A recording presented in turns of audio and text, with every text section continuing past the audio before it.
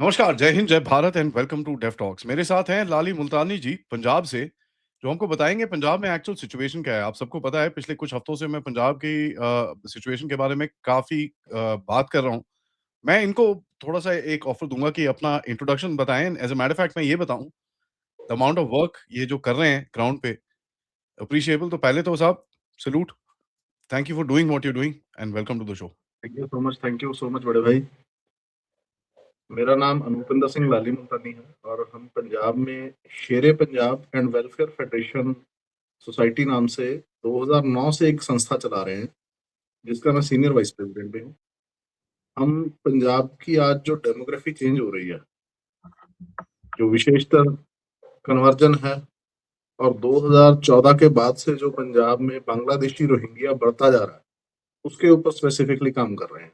और तीसरा हमारा जो है, जो विदेशों में बैठे खालिस्तान के नाम पर हमारे यूथ को, हमारे बच्चों को यहाँ पे मिसगाइड करते हैं और बाहर जाके उनको मिसगाइड करते हैं, उनके खिलाफ चाहे वो गुरपतवंत पन्नू हो या निज्जर ग्रुप हो या आजकल जैजी भी बहुत एक्टिवेट हो रखा है, जो एक सिंगर भी है पंजाबी, आपने शायद सुना होगा, बहुत फेमस सिंगर है पंजाबी में काफी ज्यादा।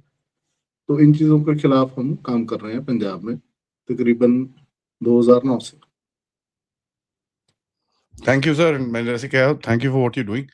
मैं भी पंजाब से हूँ, मेरा भी खून वहीं से है, तो व्हेन यू लुक एट वो सिचुएशन को आप देखते हो, तो बड़ा बुरा लगता है क्या हो रहा है एंड जी बट एक चीज़ है, रे ऑफ होप भी दिखती है, आप जैसे लोग खड़े होते हो, तो एक बोलते हैं ना silver lining in the end of the tunnel दिखता है कि there is something happening and कहीं न कहीं we are working on on on the issue.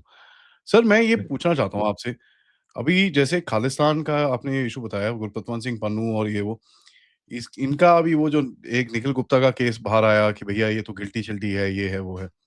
इसका ग्राउंड पे कुछ इफ़ेक्ट हुआ है पंजाब में? देखिए, पंजाब की ग्राउंड रियलिटी ये है कि अगर यहाँ पे इनकी इतनी पकड़ मजबूत होती, चाहे वो गुरपतवंत पन्नू हो या जो बाहर बैठे जो सेपरेटिस्ट हैं, या देखिए, सबसे पहले हमें समझना पड़ेगा थोड़ा कि ये काम कैसे करते हैं। इन लोगों ने आईएसआई के इशारों पर आज तक काम किया है और आज भी कर रहे हैं, और नो डाउट ये इन फ्यूचर भी करते रहेंगे। जब हम बात करते हैं गुरपतवंत पन्नू की, आज वो मेन जो इनका चेहरा बन चुका है।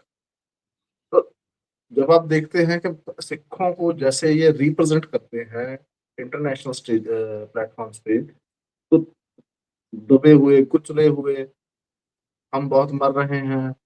देखिए, वो समय था एक, जब 1984 में पंजाब में हालात खराब हुए और उसके पीछे सीधा सीधा कांग्रेस गवर्नमेंट थी, इंदिरा गांधी की गवर्नमेंट थी। यहाँ पे पॉलिटिकल क्राइसिस थे। पॉलिटिकली अपनी जान बचाने के लिए इन लोगों ने पंजाब का माहौल खराब किया। उसके बाद जो दरबार साहब पे अटैक हुआ, वेल प्लान था। एजेंसीज ने, हमारी आर्मी तक ने, हमारी ने डिनाई कर दिया था कि हम अटैक नहीं करेंगे, लेकिन प्रेशराइज करके ये काम करवाया गया, जिसको tragedy of Punjab operation blue star में कुलदीप नैयर और खुशवंत सिंह कोलैब उनकी बुक है, उसमें वो लिखते हैं कि पंजाब में अटैक होना बहुत जरूरी था, क्योंकि कांग्रेस जो काम करवाना चाहती थी पंजाब में, जो आज हो रहा है, जो 2002 3 4 5 से 5 के बाद से जिस काम ने स्पीड पकड़ ली है यहाँ पे, वो थी कन्वर्जन।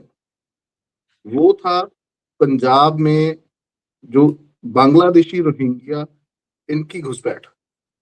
तो जब हम देखते हैं उससे पीछे यहाँ पे हिंदू सिख एकता इतनी ज्यादा थी कि हमारे लोगों को अलग करने का कोई रास्ता ही नहीं था।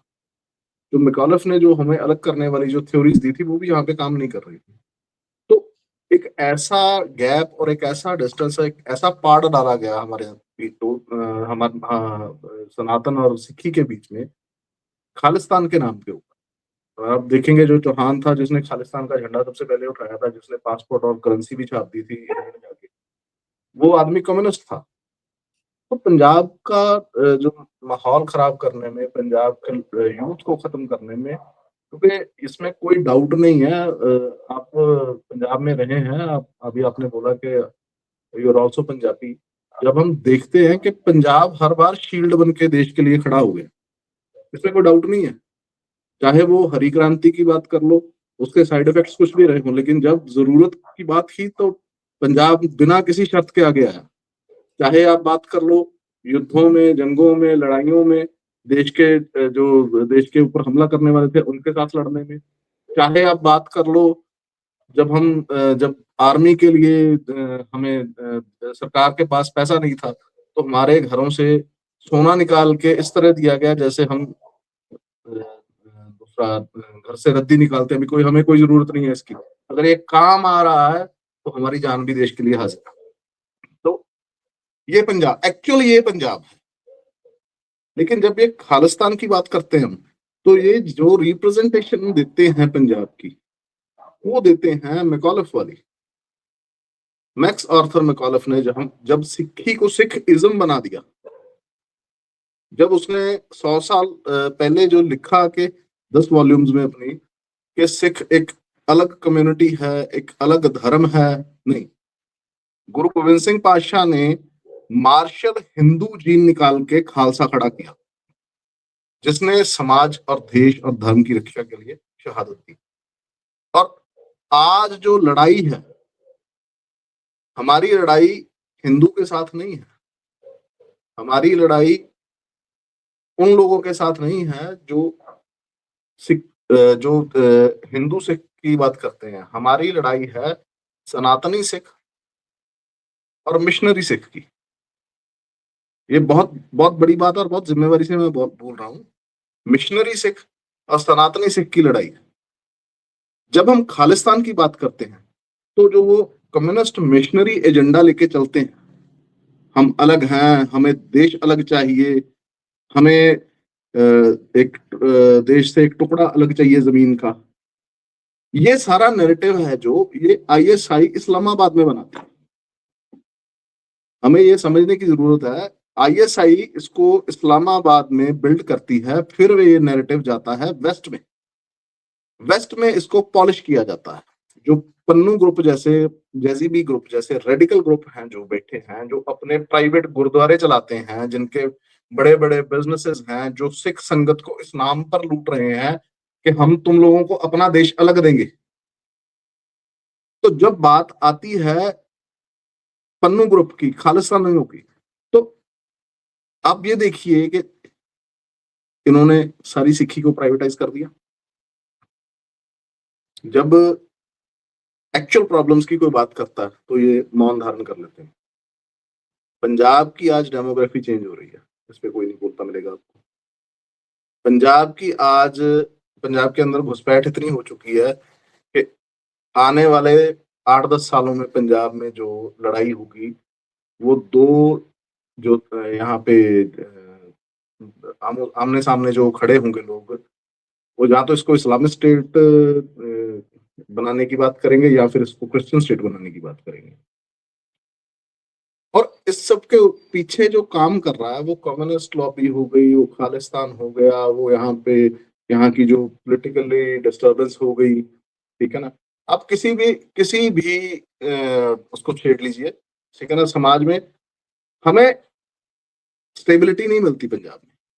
और खालिस्तान इसमें सबसे बड़ा रोल अदा कर रहा है कि जब कुछ भी ऐसा नैरेटिव बनता है उसको वो इतने जबरदस्त तरीके से सेपरेट करते हैं, इतने बढ़िया तरीके से सेपरेट करते हैं कि हम लोगों को ये जचा दिया जाता है, ये समझा दिया जाता है, और हमारे जो भोले भाले लोग हैं गांव वाले, वो ये मान भी लेते हैं कि हाँ जी हाँ, पंजाब को तो खतरा बहुत है, पंजाब को तो कोई लूट के ले जाएगा।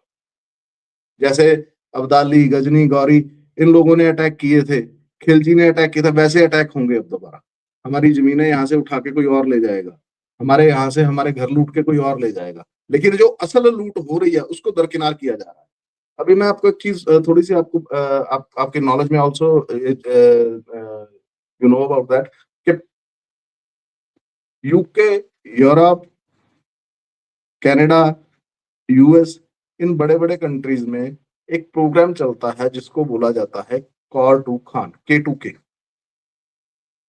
कौर से खान बनाने के लिए पाकिस्तानी जो लड़के हैं वो अपना काम कर रहे हैं और बहुत बढ़िया तरीके से कर रहे हैं। हमारे 12-12, 14-14 साल की बच्चियां उनको दूसरा मैनिपुलेट करके उनके परिवार से अलग करके वो 4-4 5-5 लड़कों के साथ रह रही है। अभी एक रिसेंट जो यूके में केस हुआ जिसमें हमारे वहाँ के एक ऑर्गेनाइजेशन है उसका नाम भी शेर-ए-पंजाब है। बहुत बढ़िया काम किया उन्होंने और 200 लोग लेके गए, बच्ची को छुड़ाया गया। लेकिन इन चीज़ों के ऊपर आपको कभी खालिस्तान कोई भी बात करते हुए नहीं मिलेगा। ये उस खालिस्तान की बात कर रहा हूँ जो विदेशों में रेडिकल ग्रुप्स बैठे हैं। इनके सबके प्राइवेट गुरुद्वारे हैं, जिनके सर पे इनकी कमाई चलती है, घर चलते हैं। आप किसी भी चाहे सरी से लेके आप लंदन तक आप कहीं भी देख लीजिए, फिर आ जाइए। ये लोग पंजाब में बड़े-बड़े दावे करेंगे, 15 अगस्त को झंडा चढ़ा दो, डीसी ऑफिस के ऊपर खालिस्तान का झंडा लगा दो। 26 जनवरी को सीएम को झंडा उससे रोका जाए। फिर पंजाब में धमकी दी जाती है, हिंदुस्तान को धमकी दी जाती है कि जैसे एयर इंडिया का पहले उसमें ब्लास्ट हुआ था वैसे दोबारा ब्लास्ट करेंगे, बॉम्ब ब्लास्ट करेंगे। मतलब ऐसी धमकियाँ। और पंजाब में जब हम उन बच्चों को, उस यूथ को देखते हैं, जो यूथ इनके पीछे लग के ऐसी कहीं कोई छोटी-मोटी गतिविधि कर देता है, तो उसका रिजल्ट क्या निकलता है? ये बड़े-बड़े पहले तो इनाम का लालच देते हैं कि हम आपको 50 लाख देंगे, 1 करोड़ देंगे, 10 मिलियन डॉलर देंगे, 20 मिलियन डॉलर देंगे। लेकिन अल्टीमेटली उनके पास वकील की फीस देने के भी पैसे नहीं है। पंजाब में ड्रग्स आ रहा है, बहुत बड़ी समस्या है पंजाब की। टोटली जितना ड्रग्स का काम है पाकिस्तान के साथ मिलकर ये रेडिकल ग्रुप्स कर रहे हैं। तो ये है बेसिकली ये आज का जो गुरपतवंत पन्नू एंड द ये निज्जर ग्रुप हो गया या जेसीबी ग्रुप हो गया, ठीक है ना, यूके से खंडा ग्रुप हो गया, ये सभी छोटे-छोटे ऐसे ग्रुप हैं जो बहुत बड़ा नेक्सस चला रहे हैं और पंजाब के यूथ को जितना मैनिपुलेट किया जा सकता है, करने की कोशिश कर रहे हैं, उस लेवल पे पंजाब का यूथ यहाँ पे बैठ के नहीं हो रहा। लेकिन जब ये बच्चे बाहर जाते हैं, विदेशों में जाते हैं, इन लोगों के हत्थे चढ़ जाते हैं, तब होता क्या है? उसमें भी क्या होता है? आप जो ये देखते हैं ना, जो इतनी बड़ी-बड़ी जो क्राउड्स देखते हैं, जो ये करते हैं, कभी एम्बेसी पे चढ़ गए, कभी झंडा फाड़ दिया, कभी आग लगा दी झंडे को। उसमें हमने देखा 500 लोग आए हुए हैं, 2000 लोग आए हुए हैं, या वोटिंग के लिए, रेफरेंडम के लिए लोग चले गए। ये वो लोग हैं, मेजॉरिटी इनमें वो बच्चे होते हैं, जो असाइलम केसेस के ऊपर इनके साथ खड़े हैं। क्योंकि असाइलम में ये हेल्प करते हैं, पैसा तो लेते ही हैं, लेकिन शर्त होती है कि हमें तुम्हारी वोट चाहिए, हमें खालिस्तान में हम रेफरेंडम के लिए, वोटिंग के लिए, या हम जब 26 जनवरी 15 अगस्त को जब हम एम्बेसी के सामने धरना देंगे, कुछ करेंगे, तो हमें तुम लोगों की जो हेल्प चाहिए, हेल्प इन द सेंस भी हमें वो पे बैक करवाते हैं उससे। तो ये एक्चुअल ये है गुरपतवंत पन्नू का जो खालिस्तान है। अभी 22 मार्च को है इसकी सियाटल में है, वाशिंगटन डीसी में। तो वहाँ पे ये वोट्स होने जा रही हैं इस रेफरेंडम की। तो भी आजकल बहुत जोरों-शोरों पे काम चल रहा है। जितने असाइलम वाले अमेरिका में बच्चे हैं, उनको बोला जा रहा है कि भाई ज़्यादा से ज़्यादा वहाँ पे पहुँचो। फिर झूठ का फैलाव तभी होगा ना, तभी आईएसआई इनको पैसा देगी, तभी सीआईए इनको पैसा देगी। तो ये इनका एक जो काम करने का जो मोटो है, अल्टीमेटली वो है पैसा ही। मैं आपको बहुत मज़े की बात बताता हूँ, मैं नाम नहीं लूँगा उनका। हमारे को भाई साहब हैं, उनको दूसरा न्यूयॉर्क में कहीं प्रोग्राम था, गुरपुरब था, तो वहाँ पे बुला लिया गया। तो बड़ी मज़ेदार बात है, वो कहते भी सारा प्रोग्राम हो गया, मैं बैठा देख रहा था, तो कहते भी मेरी स्पीच अगली थी और मेरे से पहले स्पीच थी जो गुरपतवंत पन्नू की थी। तो कहते वो सारी बात खत्म करके खालिस्तान बनाएँगे, ऐसा करेंगे, हमारे साथ ऐसा हो गया, वैसा हो गया, हम लोगों के साथ पंजाब में ऐसा किया जा रहा है, हिंदुस्तान में ऐसा किया जा रहा है, हमें मारा जा रहा है। जो भी ये झूठा नैरेटिव चलाते हैं। तो कहते जब एंड हुआ तो एंड में क्या बोल रहे हैं? कहते सफ़ेद चादर बिछा दी भी खालिस्तान के लिए पैसे की ज़रूरत है। आप लोगों को डोनेशन करनी पड़ेगी, तब हम जो हमारा जो मोटो है उसको अचीव कर पाएँगे। तो अल्टीमेटली जो नटशेल में है इनका, तो बहुत बड़ा पैसे का है, सिस्टम है, बहुत बड़ा कारोबार है, ये नेक्सस चल रहा है जो बहुत बढ़िया तरीके से चलाया जा रहा है। अभी आप देखिए ना, कोर्ट में जब गुरपतवंत पन्नू खड़ा होके कोई किसी के असाइलम के लिए, क्योंकि सबसे मशहूर वकील है ये वहां पे यूएस का, तो इसके 99% केसेस हैं जो वो असाइलम में उनको हेल्प होती है। उसका कारण क्या है? इसने बयानबाजी कर करके इतना प्रोवोक कर दिया गवर्नमेंट को, गवर्नमेंट ने इसके खिलाफ एक्शन लिया। तो वहां पे कोर्ट को ये जस्टिफाई कर चुका है कि देखिए भाई, जिसके वकील को इतना खतरा है उसके क्लाइंट को कितना होगा, ऑटोमेटिकली असाइलम मिलती है। तो ये इनका सच है। आप कभी देखिए, कभी गुरपतवंत पन्नू के, कभी ये निज्जर ग्रुप के, कभी जैजीबी के, इन लोगों के कभी बच्चे दिखे हैं आपको मूवमेंट में? सब ऐशप्रस्ती करते हैं, सबका सबके अपने अपने बिजनेस सेट हैं, सबके मजे हैं, लेकिन मरवाने के लिए वो हमारे आम सिख के बच्चे, इनके सर पे बाल नहीं है, केश नहीं है, मुंह पे दाढ़ी मूछ नहीं है। अभी पन्नू ने मैं बार बार तकरीबन 4-5 साल से मैं इसके पीछे पड़ा हुआ हूँ, तब इसने जाके दाढ़ी और मूछें रखी हैं, लेकिन सर पे वो काला कपड़ा बांधता है। तो इन लोगों का को करेक्टर नहीं है, बेसिकली कैरेक्टर नहीं है। आज इनको आईएसआई पैसा दे रहा है तो ये गुड़िया की तरह नाच रहे हैं, कल पैसा आना बंद हो जाएगा तो ये लोग रोने बिल्लाने शुरू हो जाएंगे। मुझे ये बताओ, आई मीन इनका जो आपने बड़ा क्लियरली बताया, इनके पास कैरेक्टर नहीं है, ये सब ये कर ही जा रहे हैं, they are doing a lot of, ये कचरा करते रहते हैं काफ़ी। बट यहाँ पर भी जो इतने बच्चे यहाँ से गए हैं, राइट? बड़े सारे बच्चे गए हैं इधर से, जिनको काफ़ी तंग-वंग हुए हैं वहाँ पर, बट कोई वापस फीडबैक नहीं आता कि यार ना आओ इत्थे, बड़ी बड़ी there is a lot of problem. देखिए, फीडबैक तो आता है, ऐसा नहीं है कि हुँ, फीडबैक नहीं आता, लेकिन सोशल मीडिया पे आप अगर जब देखेंगे, आप कितनी ऐसी वीडियोस मिल जाती हैं आपको, कितना कुछ ऐसा मिल जाता है कि वहाँ पे बच्चे कितने तंग हैं। वहाँ बहुत पे है। अभी आप मेरी बात ये नोटिस कर लीजिएगा, या यहाँ पे नोट कर लीजिएगा पेपर पे भी, आने वाले 2 से 3 सालों में 2.5 लाख बच्चा सिर्फ कनाडा से वापस आएगा, जो हालात वहाँ पे हो चुके। गवर्नमेंट, वहाँ की जो गवर्नमेंट है ना, वो बहुत, देखिए देश कोई भी हो, वहाँ की जो लोकल गवर्नमेंट होती है वो सबसे पहले अपने देश का, अपने देश के नागरिकों का पक्ष लेती है, वहाँ पे अपने उसको फेवर में सोचती है।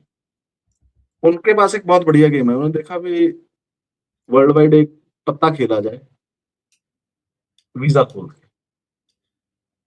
उन्होंने स्टूडेंट वीजा खोला। एक, अब मैं किसी और कंट्री की बात नहीं करता, मैं अपने यहाँ भारत की बात करता हूँ, हिंदुस्तान की बात करता हूँ, पंजाब की बात करता हूँ।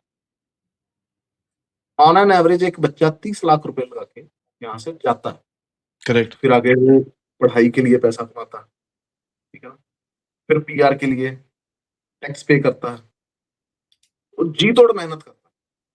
मतलब रफली हम अगर एक आइडिया लगाए, तो एक बच्चा अपनी पीआर तक 1.5 से 2 करोड़ रुपए वहां पे गवर्नमेंट को पे करता है, रफली रफली आइडिया।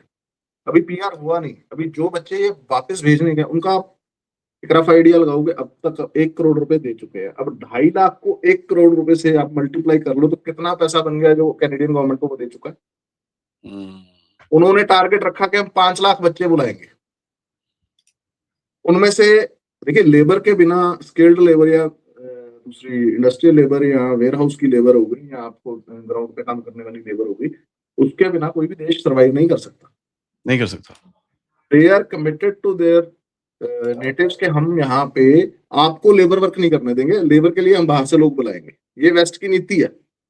वो चाहे पूरी दुनिया से सिमट के दोबारा यूके चले गए, यूके से वो जहां जहां उन्होंने कॉलोनाइज किया था पूरी दुनिया को, वहां वहां पे वो अपनी सेटिंग कर चुके हैं, लेकिन उन्होंने एक लेबर सिस्टम जो रखा कि आप लोगों को कभी अपना छोटा हल्का काम नहीं करना पड़ेगा, उसके लिए आपके पास लेबर विदेशों से आएगी। जिनको छोड़ के आए हैं वो अपने आप हमारे पीछे आएंगे, और हम जा भी रहे हैं। सबसे ज्यादा लेबर है जो एशिया से जाती है, और एशिया से भी सबसे ज्यादा है जो हिंदुस्तान से जाती है। तो आप देखिए कि 5 लाख, अगर 5 लाख का टारगेट रखा, उसमें से अभी अगर ये 2.5 लाख भेज देंगे वापस, 2.5 लाख वहां पे रख भी लेंगे, तो वो 2.5 लाख बच्चा कितना पैसा लेके आए। फिर वो अकेला वो 2.5 लाख नहीं है, उसके साथ उसके पेरेंट्स भी उतना टाइम वहां पे रहे। कभी मदर चले जाते हैं, कभी फादर चले जाते हैं, कभी भाई चला गया, कभी बहन चली गई, वो लेबर करके वो अलग से पैसा कमा के दे रहे हैं। क्योंकि वो समय निकल चुका है जब पंजाब में या दुनिया का तो मुझे मैं नहीं कह सकता, लेकिन पंजाब का जो सिस्टम था कि यहाँ से जब कोई पेरेंट्स या कोई बच्चा या कोई फैमिली का कोई भी एक व्यक्ति बाहर जाता था तो उसको उसको बहुत अलग निगाह से देखा जाता था कि फाइनेंशियल कंडीशंस अच्छी ना होने के कारण इसको विदेश में भेजा जा रहा है। तो विदेश में जब भेजा जा रहा तो वहां से वो पैसा कमाकर भारत को या हिंदुस्तान में अपने परिवार को, रहने वाले परिवार को वो वापस भेज रहा है, या पंजाब में रहने वाले परिवार को वापस भेज रहा है। तो 8-10 जन का जो परिवार है वो पीछे वो पैसा इकट्ठा करता था, वो सारा पैसा वो यहाँ पे इन्वेस्ट किया जाता था। चाहे वो जमीन लेनी है या काम करना है तो 10-15-20 साल लगा के वापसी भारत आ जाएगा, या अपने परिवार को थोड़ा समय डाल के 10-20-15 साल 20 साल डाल के परिवार को, बच्चों को आगे बुला लिया जाता। ये तब का प्रोसेस, आज से 25-30 साल पहले का प्रोसेस था। लेकिन आज अगर आप अभी देखते हैं यहाँ पे 2 एकड़ जमीन होती है, अगर नहीं होती तो घर पे कर्जा उठा लेते हैं, तो कर्जा लेके या प्रॉपर्टी बेच के बच्चे को 30-35 लाख में बाहर भेजा जाता। फिर अभी पिछले जो आप 2018 के बाद का जो सिनेरियो चला है, तकरीबन पिछले 7-8 साल में बच्चों की कंडीशंस ये हो गई थी, भाई साहब आप यकीन मानेंगे, जो बच्चे 17-17 साल के थे उनकी शादियां करके, ये तो गवर्नमेंट ने भी लॉ चेंज कर दिया था, लड़की की भी एज 21 साल होनी चाहिए, पहले 18 थी, लड़के की 21 थी, लड़की की 18 थी, लेकिन अभी लड़के लड़की दोनों की 21 होनी चाहिए। यहाँ पे ये सिस्टम चल रहा था कि 17-17 साल के बच्चों के दूसरे पेपर बना के उनको बालक शो करके उनकी मैरिजेस करके, तो जिन बच्चियों के सर में से अभी सरसों का तेल नहीं निकला होता था उनको लेबर करने के लिए बाहर भेज दिया जाता था, और माँ बाप इस चीज में खुश थे, लो जी हम तो अपनी जिम्मेवारी से मुक्त हो गए, हमने बच्चे सेट कर दिए। वो बच्चा वहां पे जाके अपसेट हो जाता था। फिर प्रोस्टिट्यूशन रेट सबसे ज्यादा इस टाइम वहां पे हमारे बच्चों का है, और वो प्रोस्टिट्यूशन है जो वो ये नहीं कि पैसों के लिए की जा रहा है, बच्चों के पास घरों की बेसमेंट्स की जो उनको रेंट देना पड़ता है उसके लिए पैसे ही नहीं है, तो वो कॉम्प्रोमाइज करते हैं। वो या तो अपने किसी हम उम्र के साथ कॉम्प्रोमाइज करते हैं, या 4-4 लड़कों के साथ रहना कॉम्प्रोमाइज करते हैं, या वो बिल्डिंग ऑनर के साथ कॉम्प्रोमाइज करते हैं।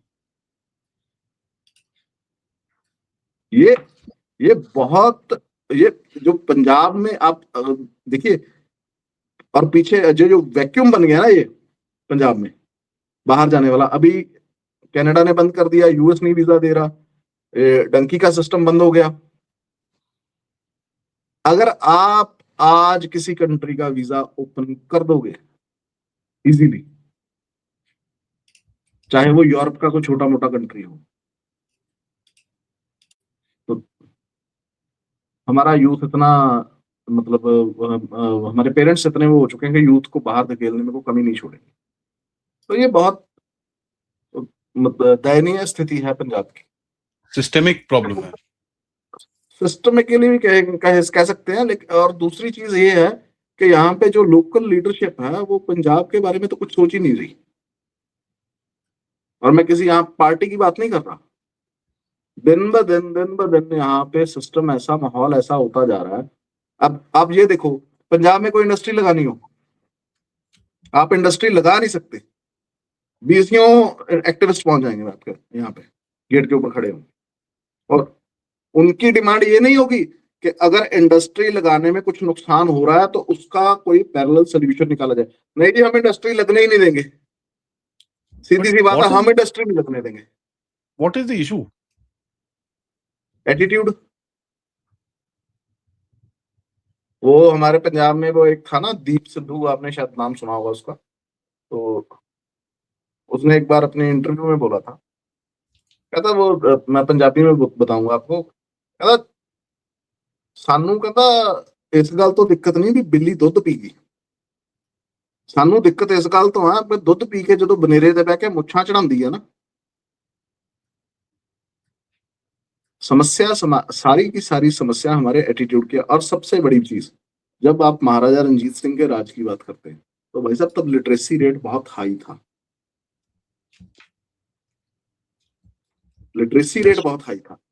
आज मैंने अभी आपसे एक बात की अभी, जो ये समस्या आने वाली है, जो 2.5 लाख बच्चे वाली मैं बात कर रहा हूँ, है ना? इसमें आप एक चीज देखिए, वो बच्चा नॉन स्किल्ड है जो वापस आएगा, पैसा उसके पास नहीं है लगाने को, ठीक है जी। फिर उसके पास कोई डिग्री नहीं है, पैसा उसने पहले ऑलरेडी कैनेडियन गवर्नमेंट को दे दिया, यूनिवर्सिटीज को दे दिया, वापस वो भेज नहीं सकता था, उसके इतने पैसे उसने कमाए नहीं है। दूसरे नंबर पे डिग्री वो इसलिए नहीं ले सका क्योंकि पीआर लेने के लिए उसने छोटे छोटे डिप्लोमे कर रखे हैं जिनकी कोई वैल्यू नहीं। तीसरा, वो बच्चा वापस आके कोई काम नहीं कर सकता क्योंकि उसने स्किल तो सीखा नहीं, वहां पे वो लेबर वर्क करता रहा। 99% बच्चे लेबर वर्कर हैं वहां पे, वो कोई वेयर हाउस में काम कर रहा है या कोई दूसरा है फार्मर लेबर है, रेस्टोरेंट में तो इधर-उधर, हाँ जी। हाँ, तो वो करेगा क्या? तो उसका मैं बहुत मतलब भरे दिल से ये बात कह रहा हूँ, वो एंड ऑफ द डे या तो वो कुछ छोटा मोटा कंट्री देखेगा, फिर किसी और जगह पे जाएगा लेबर करने के लिए, या फिर पंजाब का सुसाइड रेट बहुत हाई हो जाएगा। और इन चीजों के ऊपर कोई ध्यान देने वाला नहीं है। और ये होगा क्यों? इसलिए नहीं होगा कि उनको सिर्फ काम नहीं आता।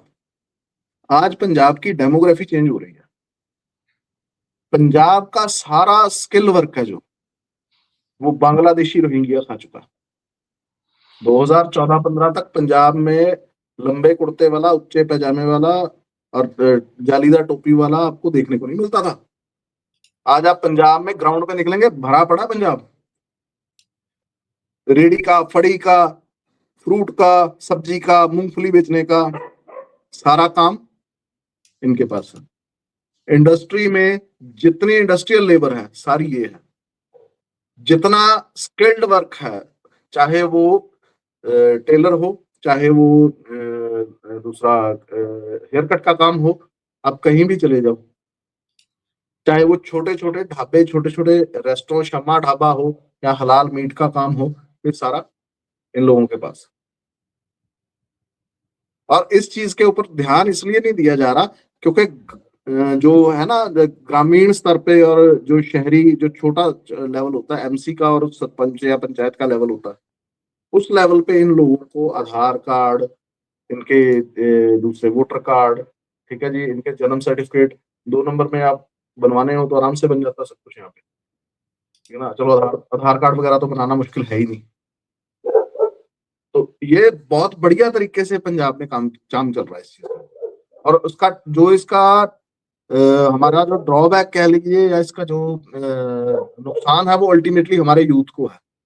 करेक्ट। क्योंकि आगे पहली बात तो ये है कि यहाँ पे कोई इनसे लड़ने वाला नहीं बचा। मेरा मोटो बोलने का वायलेंस नहीं है, लेकिन जो सामने वाली धीरे है, जो सामने वाले लोग हैं जिनके जो आपके अगेंस्ट खड़े हो चुके हैं, जो स्टेब्लिश हो रहे हैं यहाँ पे, भाई साहब पहली बात तो वो हिंदुस्तानी नहीं है, फिर वो पंजाबी नहीं है। तो आप ये कह ही नहीं सकते कि वो आपका नुकसान नहीं करेंगे। भूखा नंगा आदमी तो आराम से लड़ सकता है, जो आप जैसा मेरे जैसा एसी कमरे में बैठा है, सॉरी टू से उसको थोड़ी तकलीफ होती है शरीर गर्मी में लेके जाने के लिए बाहर, लेकिन जो पहले ही रेडी के ऊपर खड़ा है उसको रेडी के नीचे से वो तेज हथियार या कोई मारू हथियार निकाल के चलाने में दिक्कत नहीं होती। उसके लिए उसके पास खोने के लिए बहुत कुछ नहीं है, शहीद करवाने के लिए बच्चे उसके पास बहुत है। आपके पास आजकल एक एक ही है, दो तो बहुत दूर की बात है। फिर तीसरी चीज है, यहाँ पे अवेयरनेस के लिए पॉलिटिकल तो छोड़िए, उसको सोशली एक्टिव होने के लिए रेडी नहीं है। भाईचारा भाईचारा भाईचारा, किस चीज का भाईचारा? पंजाब में लोकल मुसलमान मलेरकोटला में जो मेजोरिटी में था, 2011 की जो पंजाब की सेंसेक्स की जो पंजाब की रेशो थी, वो तकरीबन कुल आबादी का 6 लाख था। 5,68,000 बनता है, लेकिन मैं फिर भी कहता हूँ कि 6 लाख था, रफली आइडिया। लेकिन आज शाही इमाम पंजाब वो अपनी स्पीचेस में ये दावा करते हैं कि हम 25 से 30 लाख हो गए हैं। हम्म। तो आप थोड़ा कैलकुलेट करके बताइए कि अगर 30 लाख की बात करें, 25 की भी बात करें, तो 4 गुना से ज्यादा हो गए ना ये। और कितने टाइम में? पिछले 13-14 साल में। And how is it possible? वो लोकल आबादी तो है नहीं। करेक्ट। हम तो बार बार बहुत लंबे समय से गवर्नमेंट से ये अपील कर रहे हैं कि पंजाब में हरियाणा और सॉरी हिमाचल और राजस्थान जैसा कानून लाया जाए कि पंजाब में कोई बाहर से कोई भी हो, चाहे पंजाब में आके कोई भी जमीन ना खरीद सके, कोई भी घर ना खरीद सके। पहली बात तो ये कि भाई साहब ये है बॉर्डर स्टेट। करेक्ट। और दूसरी चीज है कि यहाँ पे एक्टिविस्ट इतने खतरनाक बैठे हैं कि वो किसी भी चीज को नैरेटिव बना देते हैं, किसी भी चीज को। कोई यहाँ पे एजुकेशन सिस्टम के ऊपर काम नहीं करता, कोई यहाँ पे स्किल वर्क के ऊपर काम नहीं करता, कोई यहाँ पे एडवांस एग्रीकल्चर के ऊपर काम नहीं कर रहा। हर व्यक्ति बोलता है हम दिल्ली जीत लेंगे, दिल्ली को दबा लेंगे। दिल्ली, ये मुगलों का समय नहीं है, हमें ये समझना होगा। जब तक हम ये चीज नहीं समझेंगे तब तक हम कामयाब नहीं हो पाएंगे, हम मार दिए जाएंगे। अगर मैं सिक्खी की बात करूं, जो आज हालात चल रहे हैं भाईचारे के नाम पे, जो हालात चल रहे हैं वो बहुत खतरनाक है। और इसका भुगतान हमें आने वाले कुछ एक सालों में करना पड़ेगा। वो ज्यादा लंबा समय नहीं है, आप भी यहीं पे मैं भी यहीं पे। हम्म। वो 5-7-10 साल की बात ही है बस, इससे ज्यादा का टाइम नहीं है उसमें। नो, मेरे को एक चीज जरा बताओ। पंजाब में हमेशा एक थॉट लीडर्स रहे हैं, ठीक है, जो हमेशा यू नो चीजों को करेक्ट करते हैं। और ये चीज मैंने पहले भी देखी है। इवन जब खालिस्तानियों का इशू था 80s के अंदर, जो लोगों ने सॉर्ट आउट करा पंजाब को वो पंजाबी थे, बाहर से कोई नहीं आया। पंजाब के अंदर एक बड़ी यूनिक सी कैपेबिलिटी है सेल्फ करेक्शन की।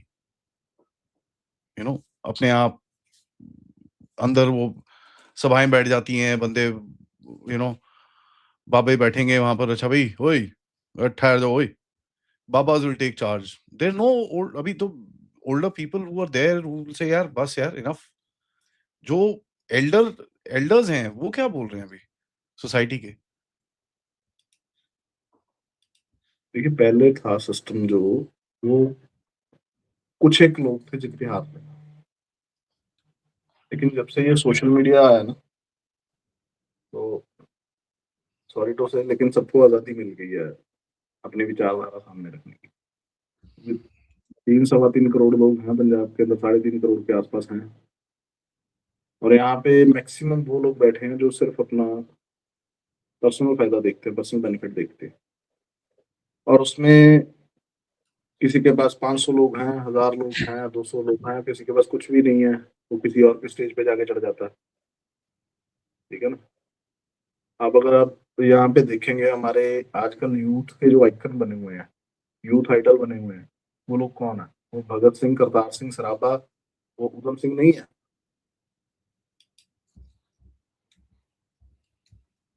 इतने रेडिकल ग्रुप हैं, ये इनके आइडियल हैं। गाने वाले सिंगर इनके आइडियल हैं। वो मैं वैसे तो कम्युनिस्ट विचारधारा से कोई सरोकार नहीं रखता, और ना ही कभी उनके उसमें बात करता हूँ, क्योंकि कम्युनिस्ट ने हिंदुस्तान का और पंजाब का बहुत ज्यादा नुकसान किया। लेकिन फिर भी मैं लेनिन की बात करता हूँ। लेनिन कहता है कि मुझे किसी देश का अगर आपने भविष्य जानना है ना, तो वहां का यूथ जो 5 लोकगीत सुनता है, जो सबसे फेमस है, वो मुझे सुना दो। मैं आपको बता दूंगा कि उस देश का भविष्य क्या है, आने वाले 15 साल, 20 साल में, 50 साल में उस देश के हालात क्या हैं। तो अभी ये जो गन कल्चर है, ये ड्रग कल्चर है, ठीक है ना, एक तो आपने शायद पंजाबी गाने हैं वो सुने होंगे, दारू दूरू पींदा होवे चल जो चिट्टे तो परहेज चाहिदा, मतलब शराब को तो नशे नहीं ना मानना। ठीक है ना? तो फिल्म कल्चर है, जो इसका है पिंड गैंगलैंड बनया एंड ये अभी जो लास्ट अभी ये 3-4 साल पहले जो हुआ था, सिद्धू मूसेवाले का हुआ था, उनके गीत सुन उससे वाले लीजिए का। आप, है ना? या फिर आप मतलब किसी भी आप बब्बू मान को सुन लीजिए, या पहले क्या था, पहले पंजाबी सिंगरों का जो पॉइंट ऑफ जो सिंगिंग था वो था लड़की, आशिकी। अब क्या हो गया, अब हथियार। तो आप खुद एस्टिमेट लगा लीजिए कि यहाँ का यूथ जिस जगह से देश की आजादी की लड़ाई लड़ने के लिए, धर्म की लड़ाई लड़ने के लिए इतने बड़े बड़े शहीद, 10 गुरु साहबान, जिस जगह पे आज तो चलो हरियाणा बन गया, कभी पंजाब का हिस्सा हुआ करता था, सब सिंध का हिस्सा हुआ करता था, जहां कुरुक्षेत्र में भगवान श्री कृष्ण ने धर्म युद्ध कौरवों और पांडवों के बीच कराया और धर्म की जीत करवाई। जिस जगह पे लव कुश, अमृतसर वाल्मीकि आश्रम, जहां पे उनका जन्म हुआ, भगवान राम के बच्चे, माता सीता इतना लंबे समय रही, क्या जी, वहां जिस जिस मतलब धरती के जिस मैं तो ये मानता हूं कि दुनिया अगर एक घर है ना, तो उस घर में ये हिंदुस्तान उसका ड्राइंग रूम है, और हिंदुस्तान में ये वो कंफर्ट सोफा है जहां पे ईश्वर आके सदैव बैठता है, जिसको हम पहले सप्त सिंधु कहते थे, आज उसको पंजाब कहते हैं, आज उसको चाहे 3 दरियाओं का पंजाब कहते हैं, लेकिन ये वो जगह थी। लेकिन आज इसके हालात जो हो चुके हैं, 350-400 साल में हमने गुरु साहबान के खालसा पंथ को सजाने के बाद जो हमने यहाँ पे शहादतें दिन, हमारी जो शहादतें थी, या हमारे आजादी की लड़ाई में हमारे जो देशभक्तों ने जो कुर्बानियां की हैं, अगर हम उसको लेके बैठ जाएं, तो मुझे लगता है कि व्यक्ति का एक जीवन वो है, तो वैसे ये एक बुक नटवर सिंह की बुक का नाम है one life is not enough, लेकिन मैं यहाँ पे इसको इस लाइन को कोट करूंगा कि one life is not enough for study और कल्चर, और हमारे जो शहीद हुए हैं या हमारे गुरु साहबान के जो जीवन है, लेकिन हमें आज इस तरीके से उलझा दिया गया है। अब इसके पीछे जैसे आई थिंक उसकी ओसामा बिन लादेन की एक लास्ट इंटरव्यू है, जिसमें उसने ये बात बोली थी, आई थिंक बीबीसी की इंटरव्यू है वो नेट पे आराम से मिल जाती है। वो कहता है, अगर हिंदुस्तान में डिस्टरबेंस क्रिएट करनी है तो सबसे पहले पंजाब को डिस्टर्ब करना होगा, तो उसके लिए हम वहां पे ड्रग्स भेज रहे हैं, और आज ड्रग्स के साथ साथ यहाँ पे इंपोर्टेड वेपन आ रहे हैं। तो हालात तो बहुत ज्यादा पंजाब के खराब हो चुके हैं। जिस चीज की आप बात करते हैं, जो हमारे बुजुर्गों की बात करते हैं, अब जब बच्चा घर का सुन ही नहीं रहा तो उसमें बुजुर्ग क्या करेंगे? जब तक यहाँ पे इंडस्ट्रियल सेक्टर डेवलप नहीं होता, जब तक पंजाब में एजुकेशन सिस्टम अप नहीं होता, हमारे बच्चे विदेशों में पलायन करना बंद नहीं करेंगे, तब तक पंजाब के हालात नहीं सुधर सकते, किसी भी कीमत पे नहीं सुधर सकते। कोई कुछ भी कर ले, तो पंजाबी में कहावत है, वेला मन शैतान दा घर। जब करने के लिए कुछ है ही नहीं, तो फिर आप शैतानी ही करोगे ना। तो सिस्टम जब तक, चाहे वो हमारे, देखिए, अब एग्रीकल्चर है, एग्रीकल्चर कितना बड़ा बिजनेस जोन बन सकता है, लेकिन हम वहां पे कुछ कर ही नहीं रहे। हम दो ही चीजों के पीछे पड़े हुए हैं, कनक लगा लो झोना लगा लो, कनक लगा लो झोना लगा लो, तीसरी कोई चीज नहीं है, क्योंकि वो आसान है। या फिर जमीन थे, जिसके पास थोड़ी जमीन है, उसको जमीन ठेके पे दो, तो बेटा क्या करता है, काका जी चंडीगढ़ पढ़ते हैं, वो पंजाबी में बोलते हैं, पढ़ता है कि हटता। तो यहाँ पे ग्राउंड लेवल पे चीजें जब तक नहीं चेंज होंगी, जब तक हमारे बच्चों के मन मस्तिष्क में ये चीज नहीं जाएगी कि तुम लोगों का जन्म हुआ है जो वो ऐश करने के लिए नहीं हुआ, यहाँ पे जो एक माइंड सेट दे दिया हो जाता है ना बच्चे का, मैं तो जी ऐश करनी है, मैं तो ऐश करने लिए जन्मया, अल्टीमेटली वो जिस जगह पे खड़ा होता है वो उसका नुकसान होना तय है, और जो हो भी रहा है। करेक्ट। देखिए एजुकेशन सिस्टम हमें बनाता है,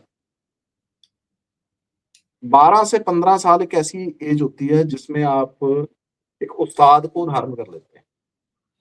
फॉर एग्जाम्पल, आपका कोई बड़ा भाई बन गया, आप किसी बड़े से इंस्पायर हो गए, किसी की गाइडेंस में आ गए, लेकिन 15, 16, 17 जब आप टीन एज में एंटर कर जाते हो, फिर आप किसी की ऊंची आवाज भी बर्दाश्त नहीं करते। हम सब इसी दौर से इस चीज से गुजरे हैं, इस एज से गुजरे हैं। जो हमारा एजुकेशन सिस्टम है वो, उसमें स्किल डेवलपमेंट का तो कुछ है ही नहीं।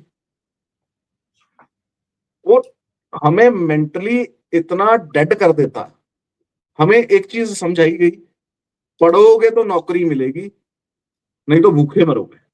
भूखे मरोगे। नौकरी भी रोजगार उसको माना जाता है कि पढ़ के अगर सरकारी नौकरी लगोगे तो रोजगार है, नहीं तो रोजगार नहीं मिला। चाहे आप 4 लाख महीने का कमा रहे हो, वो उसको रोजगार नहीं माना जाता। पंजाबी में यहाँ पे पंजाब में बोला था, जो सरकारी नौकरी होती फिर तो मानते भाई, ਇਹਦਾ ਪ੍ਰਾਈਵੇਟ ਵਾਲਾ ਦਾ ਕੀ, ਇਹਨਾਂ ਨੇ ਤਾਂ ਜਦੋਂ ਮਰਜ਼ੀ ਖੋਲਣੀ ਆ।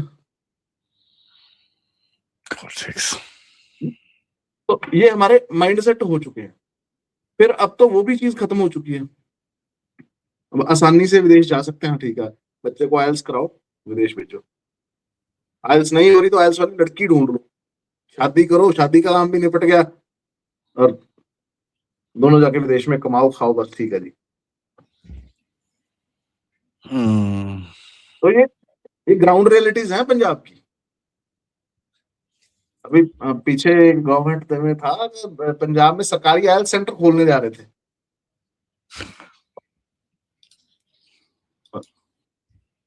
एजुकेशन सिस्टम में जब आप आते हैं, जब आप 18, 20, 22, 23, 24 तक जाते हैं, एक बच्चा जब +2 से निकल के ग्रेजुएशन से मास्टर्स में, और मास्टर्स में से निकल के पीएचडी में जाता है। पीएचडी में जब बहुत आगे चला गया सिस्टम, जब आप ग्रेजुएशन भी करते हैं तो आप 21-22 साल के हो जाते हैं। आपने कुछ स्किल नहीं सीखा, कुछ हाथों से करना नहीं सीखा, कुछ बनाना नहीं सीखा, तो अल्टीमेटली होता क्या है, उसका नुकसान क्या होता है कि जब आप 22, 23, 24 साल के होते हो तो आपको समझ नहीं आती है मैं करूंगा, डिग्री तो कर ली, इसका मैं करूं क्या, करूंगा। क्योंकि माइंडसेट तो ये दे दिया गया ना कि आपको सरकारी नौकरी लेनी है, यही रोजगार है। वो जब वो आदमी बच्चा पूछता माँ बाप से अब क्या करूं, नौकरी तो मिल नहीं रही, क्योंकि 100% गवर्नमेंट जॉब्स का रेट तो किसी भी कंट्री में नहीं है भाई साहब, ना कभी हो सकता, नॉट पॉसिबल। तो कहता मैं करूं क्या, तो फिर माँ बाप बोलते हैं अब तू धरना प्रदर्शन कर फला फला लीडर के पीछे लग के। क्यों जी, क्योंकि सरकार तो तेरे को नौकरी नहीं दे रही, तू बेरोजगार हो गया।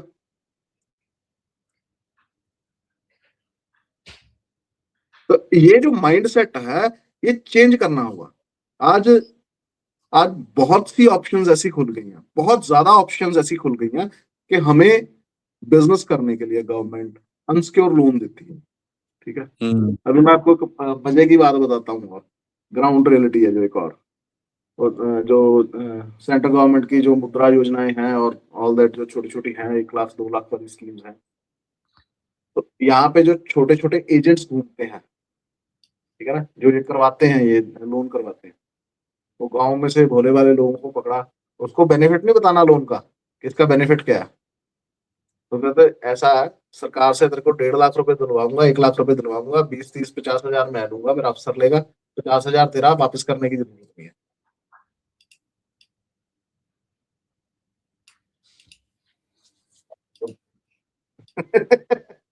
तो आप माइंड सेट देखिए लोगों का, वो जो जिसके नाम पे, और उसको ये नहीं मालूम कि मैं सारी जिंदगी के लिए ब्लैकलिस्ट हो जाऊंगा। 50,000 रखो साइड, कोई नहीं। Got it. That's a typical देखांगे की होंदा, देखेंगे। और नहीं, उसको पहली बात तो ये वैसा उसको मालूम ही नहीं है कि वो 50 हजार अगर वापस नहीं करेगा तो वो ब्लैकलिस्ट हो जाएगा। दोबारा जिंदगी में कभी गवर्नमेंट से लोन अप्लाई करने का नहीं रहेगा, लेकिन उसको वो 50,000 दे रहा हो। अच्छा, फिर ये हो गया वो 50,000 लेके उसने कहीं यूटिलाइज किया हो, वो भी समझ आती है कि कोई भैंस ले ली, कोई गाय ले ली दूध के लिए, उसका दूध बेच के वो काम कर रहा है, वो भी समझ में आती है। वो 50,000 लेके वो खा गया, पता नहीं ना। देखिए, हमारे शास्त्रों में आता है, एक श्लोक है, सा विद्या या विमुक्ति। वैसे तो ये ईश्वर के संदर्भ में है कि विद्या वही है जो मुक्ति के मार्ग के ऊपर लेके जाती है आपको। लेकिन अब देखिए कि विद्या का, एजुकेशन का महत्व कितना है, कि विद्या हमें मुक्ति के मार्ग तक ले जाती है। लेकिन आजकल जो हमारा एजुकेशन सिस्टम जो हमें सिखा रहा है, वो क्या सिखा रहा है कि पहली बात तो आप दिमाग को हमारे जो जर लग जाता है पढ़ते पढ़ते। मैं पढ़ाई के खिलाफ नहीं हूं,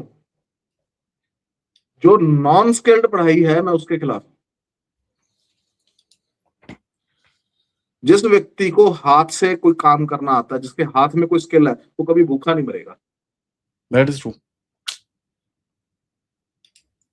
मैं ज्यादा बड़ी बात नहीं करूंगा, एक आम जो बिलो पॉवर्टी लाइन भी नहीं, जो आप क्या इसको कह सकते हैं कि जो लोअर मिडिल क्लास है ना। आप ये देखिए कि एक सब्जी बेचने वाला व्यक्ति है, वो 35-40 हजार रुपए महीने के नहीं छोड़ता। आप जो सब्जी का रेट एक रेडी वाले से जो सब्जी लेते हैं, जो सब्जी का रेट वहां पे है, वही सब्जी आप अगर सुबह मंडी से लेने जाते हैं, उसका रेट कुछ और हो जाता है, वो आधे रेट में हो जाती है। इतना मार्जिन है। और लोग लोग आज की डेट में क्या है कि लोग फैसिलिटी चाहते हैं।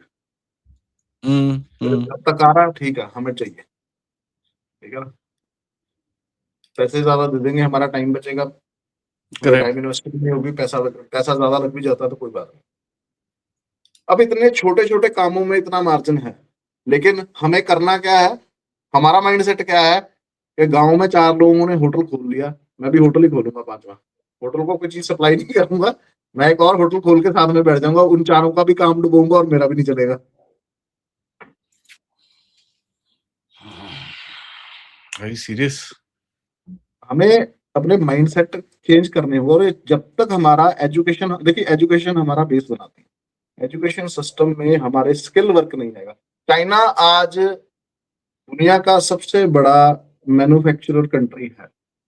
वहां पे सुई से लेके आप हेयरपिन से लेके एरोप्लेन तक जो मर्जी आप डिमांड कीजिए, जिस क्वालिटी का कहेंगे उस क्वालिटी की चीज आपको मिलेगी। उसका बहुत बड़ा कारण है कि वहां पे स्कूल एजुकेशन से ही, जो क्लास 1 से ही वहां से, या नर्सरी से, या आप कह लीजिए एलकेजी यूकेजी है, जो वहां से सिखाना शुरू कर दिया जाता है कि आपके हाथ में स्किल होना चाहिए।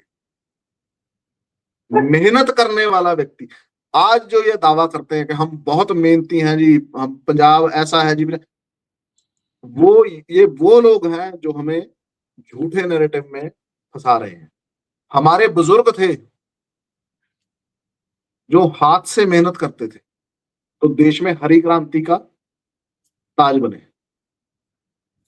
हमारे लोग थे, जब जब देश के लिए लड़ने की, मरने की जरूरत पड़ी, तो हमने एक बार भी पीछे मुड़ के नहीं देखा। जब आजादी की लड़ाई लड़नी थी, तब हमने एक बार भी पीछे मुड़ के नहीं देखा। 90,000 का जो कहा जाता है कि जब बैसाखी वाले दिन 1699 आनंदपुर साहब में जब गुरु पातशाह ने 90,000 के क्राउड में महाराज ने एक बार आवाज लगाई कि मुझे खालसे की स्थापना के लिए सर चाहिए, तो बिना शर्त वहां से 5 सर खड़े हो गए।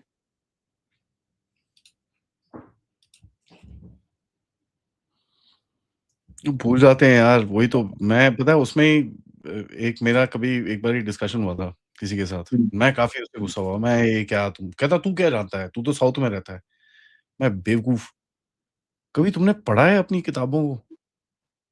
पंच प्यारों में से एक बेलगाम का था यार। कर्नाटका का था। बिल्कुल, बिल्कुल कर्नाटक, कर्नाटक। की करदे हो यार तुसी? आई मीन पंजाब, गुरु नानक पातशाह आज किथे गुरु नानक गुरुजी किथे पैदा हुए थे? मेरे को बताओ किधर पैदा हुए? नहीं, वो तो इत्थे पैदा हुए थे, वो झूठ बोलदे हो तुसी। ओह गॉड! बट मेरे को एक लास्ट में आपसे पूछना है, ये जो कन्वर्जन चल रहा है अभी, ठीक है? जी। एक जो सिक्खी को मुसलमान अपन तो सेम है जी, 85% सेम है, 93% सेम है, किताबें चेंज करी जा रही हैं। हाउ जी। Is this being accepted? SGPC ये वो नोबडी इज़ सेइंग एनीथिंग, सब चुप। देखिए ऐसा है, पहली बात तो मैं करूँगा पंजाब की। पंजाब है शामलाट। शामलाट समझते हैं ना आप? हुँ, जो सरकारी ज़मीन होती है जिसके ऊपर जाके बैठ जाओ, नो मैन्स लैंड, जो बैठ गया उसी की है। हाँ, हुँ, लेकिन पंजाब बन चुका है शामलाट। यहाँ पे ना ना तो 84 के बाद यहाँ पे पॉलिटिकल स्टेबिलिटी आई, ठीक है जी। फिर यहाँ पे सिस्टम में स्टेबिलिटी नहीं है। यहाँ पे जो हमारे धर्म गुरु हैं उनमें स्टेबिलिटी नहीं है, ठीक है जी। सब अपनी-अपनी बीन बजा रहे हैं।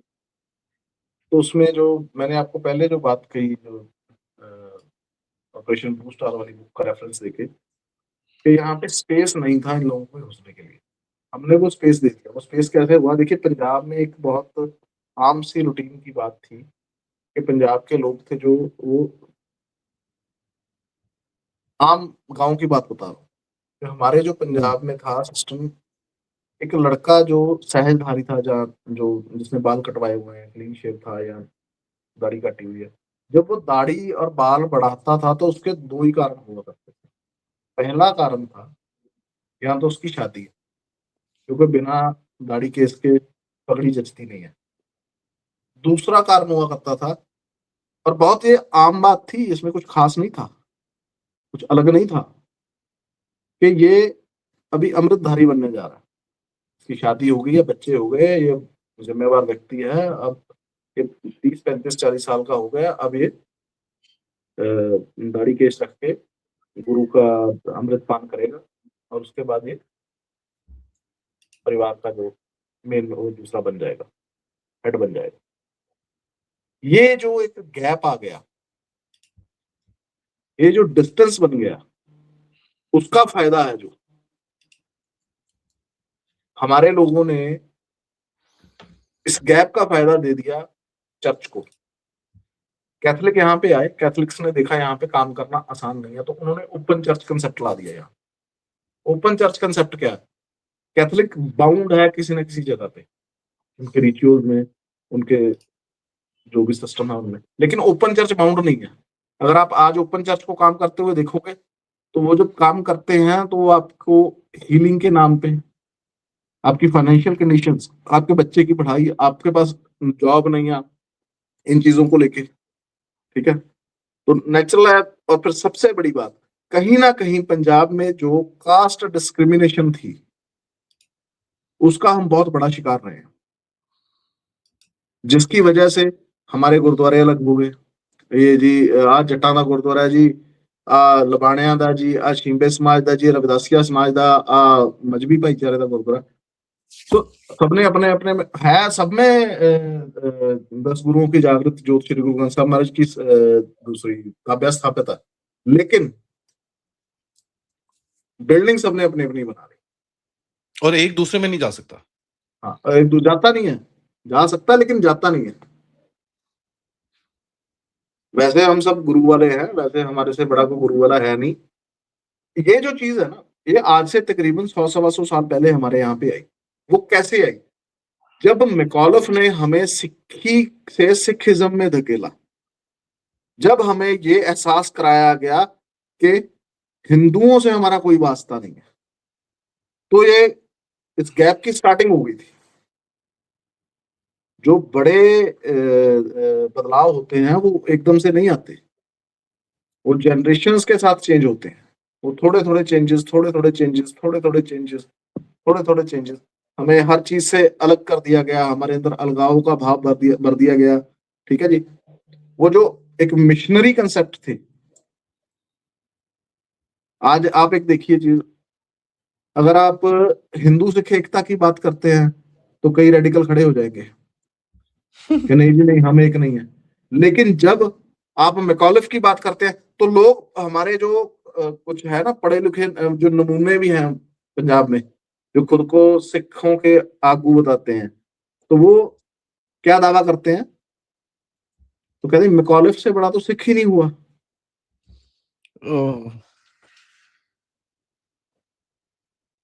सॉरी। और वो उसको सिख कैसे कंसिडर किया जाता है कि उसने सिक्खी के ऊपर 10 वॉल्यूम लिखे, जपजी साहब का टीका कर दिया। अगर वो सिख था, अगर वो सिख था, तो पहली बात तो ये कि उसकी कब्र क्यों है? हमारे यहाँ तो दफनाते नहीं है। आप जब यूके में जाते हैं तो वहां पे उसकी कब्र मिलती है, आपको फोटोग्राफ्स बहुत आसानी से मिल जाते हैं गूगल के ऊपर। उसके बच्चे क्यों नहीं सिख बने? अगर सिक्खी से तो इतना इंस्पायर था, बच्चे सिख क्यों नहीं बने? जब खालसा कॉलेज लाहौर में 14 सिख लड़कों ने धर्म परिवर्तन किया, उस धर्म परिवर्तन में जब हमारे कुछ सिख आगुओं ने सिंह सभा लहर खड़ी की कि धर्म परिवर्तन को रोका जाना चाहिए, ये तो हमारे घर तक पहुंच गए हैं, तो दूसरी तरफ है जो वो दयानंद सरस्वती की आर्य समाज लहर चल रही थी। ये दो लहरें थी। तो उसमें ट्रम्प के बाद मुखालिफ आया, ये दोनों जब बारी बारी एंटर किए, इन्होंने वो गुरुद्वारा सुधार कमेटी लहर बना दी। हमें वो कंसेप्ट दे दिया गया, हम हिंदू नहीं, हम विलक्षण कौम हैं, हम वो लोग हैं जो आसमान से उतरे हैं। और ये बातें हमें कौन बता रहा? ये बातें हमें बता रहा एक विदेशी अफसर, जो उस देश की सरकार को रिप्रेजेंट करता है, जो खुद उस देश का नहीं है, जो खुद इंग्लिश नहीं जानता। उसका आईसीएस ऑफिसर है, एक एग्जाम दे के पास हुआ, उसको ड्यूटी दी गई, पंजाब की गवर्नेंस दी गई, वहां यहाँ पे आके उसने हमारे लोकल्स का, क्योंकि हमारे देखिए हमारे लोग जो शुरू थे पिछले 1000 साल से, तो हम जो 700-800 साल लगातार हमने धाड़वियों का, जो इन्वेडर्स का हमने दूसरे अटैक झेले हैं। तो हम, जो लड़ाई वाली प्रवृत्ति हम लोगों की बन चुकी थी, कंट्रोलेबल नहीं थे। महाराजा रणजीत सिंह ने 40 साल हम पर राज किया, वो इसलिए किया क्योंकि उन्होंने धर्म और समाज को एक साथ लेके चले। वो खुद हमारे बीच में से थे और उन्हें हम लोगों के नेचर का जो सारा पता था। महाराजा रणजीत सिंह के जाने के बाद 10 साल तक इन्होंने कुछ नहीं, छेड़खानी नहीं की, लेकिन उसके बाद सडनली इन्होंने सब कुछ चेंज कर दिया। फिर धीरे धीरे धीरे धीरे धीरे धीरे धीरे धीरे जो चेंजेस आए, और ड्रास्टिक चेंजेस थे। पता था इनको, पता था। जो नीचे वाले, जो हमारा जो बीएलपी कहूंगा मैं तो, ठीक है ना, जो भी लोग थे उनको उठा के इंग्लिश आर्मी में भर्ती करना शुरू कर दिया। ठीक है। जो थोड़े ऊपर वाले लोग थे, उनको ये होगा कि हम इन पे ऑर्डर अपना दूसरा चलाएंगे, हमारा सिक्का चलेगा। ठीक है, उन्होंने उस चीज का फायदा उठाया। या टारगेट क्या था? धर्म परिवर्तन करवाना, लेकिन वो हो नहीं पाया। फिर उन्होंने मिशनरी कंसेप्ट दिया। फिर उसके बाद टाइम निकला 84 तक, आते आते एंटी हिंदू सिख जो एक धारणा पैदा की गई, जो आज तक चल रही है, और उसका फायदा सबसे ज्यादा कौन ले रहा है? क्रिश्चियन। आज भाई साहब वो अपने मुंह से बोलते हैं कि हम 55 लाख से ज्यादा क्रॉस कर चुके हैं, 3.5 करोड़ की आबादी में 55 लाख वो क्लेम करते हैं। और उनका काम करने का तरीका क्या है? आप फाइनेंशियली डाउन है, ठीक है, हम आपकी हेल्प करेंगे। आपके घर में बीमारी है, हाँ कोई बात नहीं, आपको हम हील कर देंगे। ठीक होना ना होना बात की बात है। और कहीं ना कहीं आम बंदा है जो वो शर्मो शर्मी बोलता नहीं भी ठीक हुआ तभी कहेगा भी हाँ ठीक है यार, इतने लोग देख रहे हैं, कुछ तो करना पड़ेगा ना। मरे हुओं को जिंदा करने का दावा, मरे हुए लोगों को जिंदा करने का दावा। अभी जो अंदर है ना रेप केस में बरजिंदर पास्टर, अपने पॉप के घुटने दुखते हैं, वो व्हीलचेयर पे है, लोगों को ये जिंदा कर रहे हैं।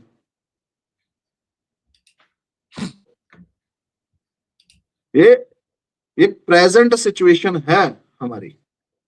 और करेक्ट। सबसे सबसे घातक बात जो है, यहाँ का जो पॉलिटिकल स्ट्रक्चर है, वो किसी भी पार्टी का हो, किसी का भी मतलब वो किसी भी पार्टी का हो, वो इनको सपोर्ट करता है। और आप बात सुन के हंसेंगे, यहाँ पे हिंदू क्रिश्चियन फ्रंट बना के इलेक्शन भी लड़े गए एक बार। हाँ, आई नो आई नो। तो फिर उसके बाद अगर आप दूसरी तरफ देखते हैं, तो दूसरी तरफ जो बांग्लादेशी रोहिंग्या, वो पंजाब में भर गया। हिम्मत देखिए। अभी आपको एक और चीज बताता हूँ। पीछे आपने देखा होगा, अमृतपाल जो अभी डिब्रूगढ़ के वीजे के साथ अंदर बैठा है, उसने पंजाब में आके काम स्टार्ट किया क्रिश्चियन कन्वर्जन के ऊपर। उसने सबसे पहले बात की कि पंजाब में धर्म परिवर्तन हो रहा है, ये ऐसे किया जा रहा है, ठीक है ना। बहुत बढ़िया था, 10-12 दिन, दो फर्स्ट 2 वीक्स में बहुत बढ़िया चला, ठीक है ना। सडनली अंकुर नरूला, बरजिंदर पास्टर, खोजेवाल, ये 3 मेन पास्टर हैं पंजाब के। इन तीनों ने अपनी अपनी स्टेजेस से धमकी देनी शुरू की, अगर हमें तंग करोगे तो विदेशों में, क्रिश्चियन कंट्रीज में आपके बच्चे भी बैठे हैं, सिखों के बच्चे बैठे हैं। ये दैट्स व्हाई कन्वर्ट ये कन्वर्टेड लोग, और आज भी यूट्यूब के ऊपर आपको ये सारे बयान मिल जाएंगे। भाई साहब, हमारे अकाल तख्त के जथेदार ने ये बोला था कि बायकॉट करो। हमारे उस जब जब क्रिसमस होती है तो हमारे शहीदी दिन चल रहे होते हैं, शहीदी दिहाड़े चल रहे होते हैं। तो अंकुर नरूले का बयान आया था, he said that किसी के घर में अगर मौत हो गई है, पड़ोसी के घर में मौत हो गई है, तो हम अपने घर में जश्न मनाना थोड़ी रुक देंगे।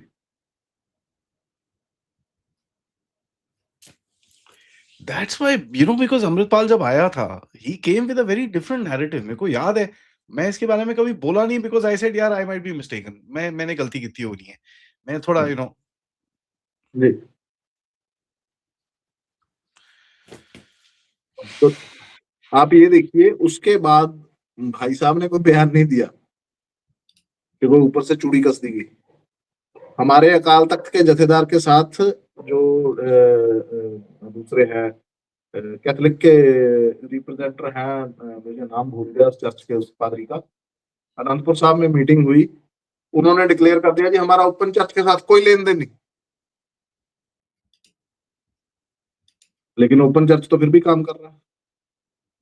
हमें तो आज तक खुद नहीं पता चला वो जो 160 कमेटियां बनाई गई थी जो घर वापसी के लिए, हमारे लोगों के लिए, उनमें से कितनों ने घर वापसी करवाई, कितनों की घर वापसी हुई, या वो कमेटियां हैं उनमें कौन है कौन नहीं है, एक कमेटी में कितने लोग हैं, क्या किया पंथ के लिए, धर्म के लिए, अब तक हमें कुछ नहीं पता उसके बारे में। ना ही दोबारा कभी उसके बाद बात हुई है उसके ऊपर।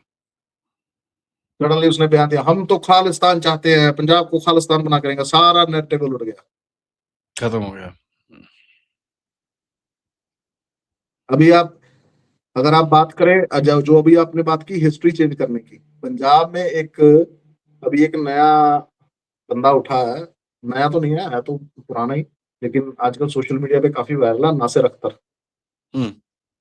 वो आजकल ये साबित करने में लगा हुआ है कि ना तो हिंदुओं के साथ सिखों का कोई लेन देन है, ना हिस्टोरिकली पहले था। और जो सिक्खी के 80% सिद्धांत हैं वो इस्लाम से मिलते हैं। और कहीं कहीं ये नैरेटिव चलना शुरू हो गया कि गुरु नानक देव जी इस्लाम से बहुत प्रभावित थे, इसीलिए वो मक्के मदीने गए। लेकिन कोई आपसे ये नहीं कहेगा कि जब मक्के के काजी ने, जब गुरु पातशाह मक्के की तरफ अपने चरण करके सो रहे थे, जब उन्होंने लीला की, तो जो वहां का जो काजी था उसने गुरु पातशाह के चरण पकड़ के घुमाए तो मक्का घूम गया।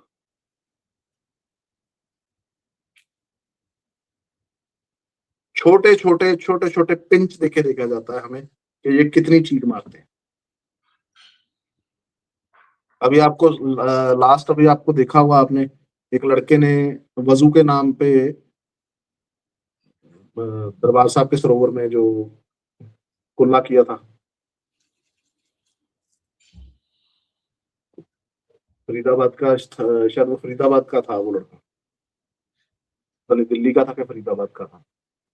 उसने अभी पीछे 1 महीने पहले बहुत सोशल मीडिया पे बहुत ज़्यादा चला। उसने हुँ। वज़ू के नाम पे वज़ू किया जी, मैंने तो वज़ू किया, हाँ, वज़ू हाँ, किया हाँ। जी। मैं नाम नहीं याद मेरे को इसका आई एम हाँ, फॉरगेटिंग हिज़ तो नेम बट हाँ। नाम तो मेरे भी ध्यान में नहीं, लेकिन जो ये सारा चैप्टर चला, आप ये देखिए, अकॉर्डिंग टू इस्लाम बात करता हूँ मैं, अकॉर्डिंग टू इस्लाम जिस जगह पे एक मुसलमान वज़ू कर लेता है, वो जगह इस्लाम की हो जाती है, पहली बात। दूसरी चीज़,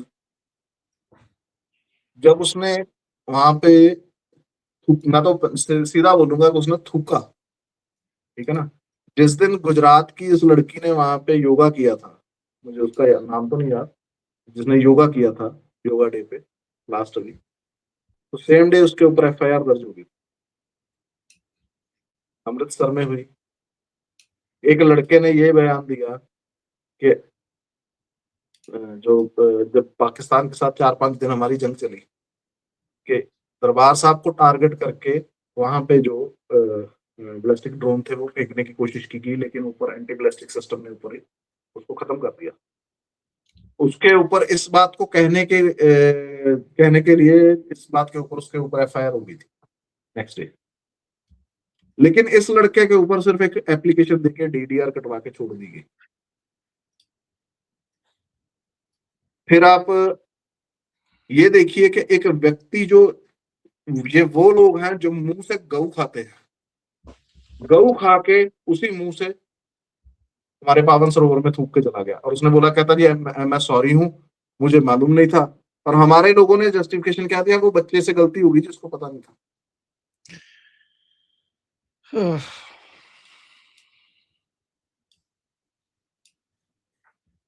नासिर अख्तर इस टाइम पे ये वो शख्स है जिसका जोर लगा हुआ है कि मैं किसी ना किसी तरीके ये साबित कर दूं कि हिंदुओं का सिखों से कोई लेन देन नहीं। वैसे तो ये कभी भी पॉसिबल नहीं हो सकता, लेकिन इनको शय इतनी ज्यादा मिल गई है, इनको स्पेस इतना ज्यादा मिल गया है, वो अपना काम बहुत मतलब बढ़िया तरीके से कर रहे हैं, आसानी से कर रहे हैं।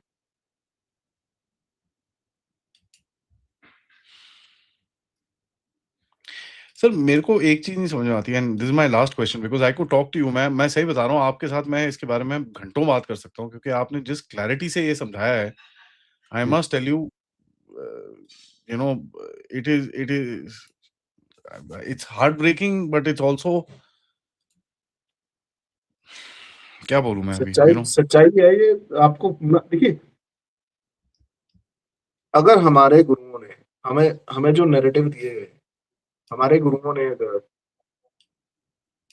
इस्लाम की इतनी ज्यादा, अभी पीछे एक नैरेटिव बताता हूँ आपको, मैं थोड़ा इस बात को जान छोड़ के, एक नैरेटिव चला कि गुरु अर्जन देव पातशाह को मतलब इंडिविजुअली एक हिंदू ने तो शहीद करवाया अपनी किसी रंजिश के कारण। हैं? हाँ, तो हमारे हाथ तुर्के जहांगीरी लगी, जो जहांगीर की ऑटोबायोग्राफी है, उसने अपने हाथ से लिखी थी, लिखवाई हुई है, उसकी ऑटोबायोग्राफी है। उसमें वो लिखता है कि 5 दरियाओं की धरती पंजाब, जहाँ पे अर्जन देव नाम का एक संत, जहाँ हिंदुओं को अपने पीछे लगा के बहका रहा है, वहीं वो कन्वर्ट हो चुके हिंदुओं को, जो मुसलमान हो चुके हैं, उनको घर वापसी करवा रहा है। ठीक है जी, उनको दोबारा हिंदू बना रहा है। उनके सामने मैंने 2 ऑप्शन रखी, या तो इस्लाम कबूल कर लो, या फिर सब कुछ छोड़ छाड़ के अज्ञातवास में चले जाओ। लेकिन उन्होंने दोनों बातें मानने से इनकार करके फिर उनको शहीद कर दिया गया, जो भी जैसे भी हमारे के साथ जो भी तशद्दुद हुआ, जो भी तसीहे दिए गए, तत्ती तवी पे बैठा के उनको उनके ऊपर गर्म रेत डाली गई और शहीद किया गया। वो नैरेटिव यहीं पे ब्रेक हो गया। लेकिन अगर तुझके जहांगीरी में ये चीज नहीं मेंशन होती तब क्या हो? अब मैं अपनी अगली बात पे आता हूँ। नासिर अख्तर ने एक और नैरेटिव सेट किया कि 9वीं पातशाही ने कश्मीरी पंडितों के लिए तो शहादत दी नहीं, हिंदुओं के लिए शहादत थोड़ी दी है। वो तो एक जुल्मी राजा था।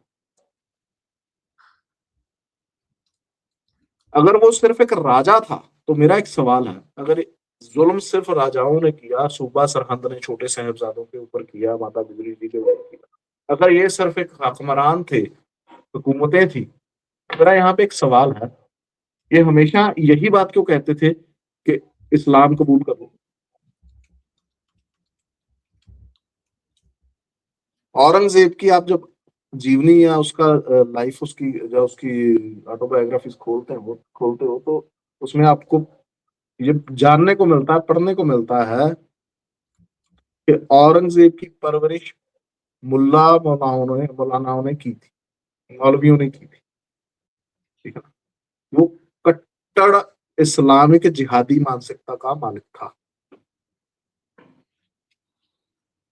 उसी मानसिकता के चलते उसने जो कुछ पूरे हिंदुस्तान में किया, और वो अकेला कश्मीरी पंडितों के साथ नहीं किया, उसने दक्षिण में भी किया, जिसके खिलाफ शिवाजी मराठा ने आवाज उठाई और शिवाजी मराठा ने उसके अगेंस्ट जंगे लड़ी। ये काम उसने पूरे हिंदुस्तान में, और अकेला उसने नहीं किया। आप जहांगीर की बात कर लो, आप अकबर की बात कर लो, आप औरंगजेब की बात कर लो, अब इनमें से आप बाबर की बात कर लो, आप हुमायूं की बात कर लो, आप खिलजी की बात कर लो। इनका जो एक एजेंडा है गजवाए हिंद का, जिसका ये नासिर अख्तर भी आज हिस्सा है, और नासिर अख्तर जिसके ऊपर बहुत बढ़िया तरीके से काम कर रहा है, और आप यकीन कीजिए वो इन चीजों के ऊपर बुक लिख रहा है। नासिर अख्तर की हिम्मत इतनी ज्यादा है कि दरबार साहब की परिक्रमा में खड़े होकर इंटरव्यू दे रहा है चैनल्स को कि बाबर और गुरु नानक देव जी दोनों सेम थे, दोनों को ईश्वर ने इसलिए बनाया था क्योंकि एक को धरती का राजा बनाया, दूसरे को अध्यात्म का राजा बनाया।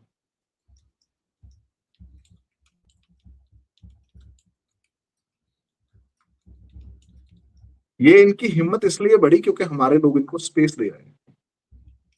आज आप पंजाब में देख लो, जगह जगह पे, मैं देखिए, मैं किसी मत मजहब के खिलाफ नहीं हूं, मैं उस आइडियोलॉजी के खिलाफ हूं।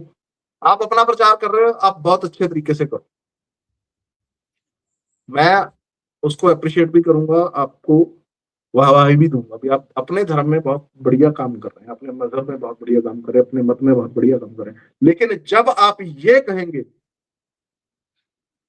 कि हमारी और हमारे भाई के बीच का जो जो गैप है वो इसलिए है क्योंकि हम दोनों भाई नहीं है, ये मैं हिंदू सिख की बात कर रहा हूं यहाँ पे, कि हम दोनों भाई नहीं है, एक ही पिता की दो पैदाइश नहीं है।